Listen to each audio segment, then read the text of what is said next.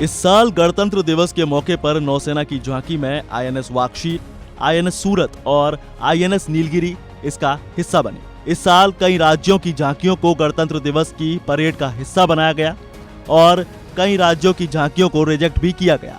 झांकी चुनने और उसे हरी झंडी मिलने का एक अपना प्रोसेस होता है। तो आइए जानते हैं कि कैसे गणतंत्र दिवस के लिए इन झांकियों को चुना जाता है। इस साल गणतंत्र दिवस के मौके पर भारतीय नौसेना की झांकी नजर आई।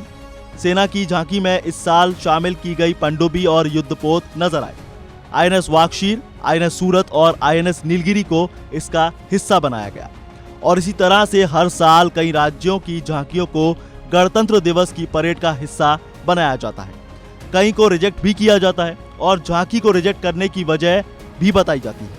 और अब आपको बता दें कि देश में गणतंत्र दिवस की झांकियों के सिलेक्शन का काम रक्षा मंत्रालय करता है और झांकी को चुनने और उसे हरी झंडी मिलने के बाद ही एक प्रोसेस शुरू होता है।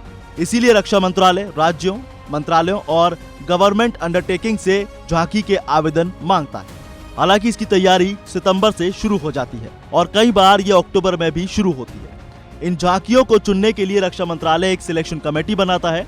इस कमेटी में अलग अलग क्षेत्र जैसे म्यूजिक, आर्किटेक्चर, पेंटिंग, कोरियोग्राफी और स्कल्पचर के एक्सपर्ट्स होते हैं और यही एक्सपर्ट्स कमेटी पहले आवेदनों की थीम, डिजाइन और कॉन्सेप्ट को चेक करती है। ये पहला स्टेप होता है जिसमें झांकी को स्केच के रूप में पेश किया जाता है और इसी के जरिए उसकी खूबियों को भी बताया जाता है। और जैसे ही पहला स्टेप खत्म होता है, इसके बाद एप्लीकेंट से झांकी का 3D मॉडल भेजने को कहा जाता है और अगर इस दूसरे स्टेप में मॉडल को हरी झंडी मिल जाती है तो राज्य में झांकी बनाने की शुरुआत हो जाती है। रक्षा मंत्रालय के मुताबिक झांकी का सिलेक्शन कई मानकों पर निर्भर करता है, जैसे वो दिखने में कैसी है, लोगों पर कितना असर डालेगी और उसमें किस तरह के संगीत का इस्तेमाल किया गया है, जिस सब्जेक्ट को ध्यान में रखते हुए उसे बनाया गया है वो कितनी गहराई दिखा सकता है। अब आप ये भी समझिए कि इसके लिए किन बातों का ध्यान रखा जाता है। असल में झांकी के सिलेक्शन का प्रोसेस 6 से 7 स्टेप में होता है। कई मानकों पर खरा उतरने के बाद झांकियों की शॉर्टलिस्टिंग की जाती है। कमियां रह जाने पर फाइनल अप्रूवल देते वक्त बदलाव करने को कहा जाता है।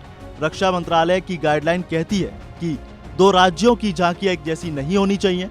इसके अलावा एक ही तरह की लिखावट या डिजाइन नहीं होना चाहिए। राज्यों के नाम हिंदी या अंग्रेजी में होना चाहिए। वहीं दूसरी भाषा के नाम को किनारों पर लिखा जा सकता है। इतना ही नहीं, गाइडलाइन में इको फ्रेंडली मटेरियल का इस्तेमाल करने को प्राथमिकता दी जाती है। इसके अलावा मंत्रालय की तरफ से झांकी के लिए ट्रैक्टर और ट्रॉली उपलब्ध कराए जाते हैं और इस तरह कई चरणों के बाद अंतिम मुहर लगती है और कुछ खास इस तरह से शानदार झांकियां लोग देख पाते हैं। फिलहाल इस खबर में बस इतना ही। ज्यादा अपडेट्स के लिए बने रहिए वन इंडिया हिंदी के साथ और वीडियो को लाइक, शेयर और कमेंट करना ना भूलें। साथ ही चैनल को सब्सक्राइब जरूर कर लें।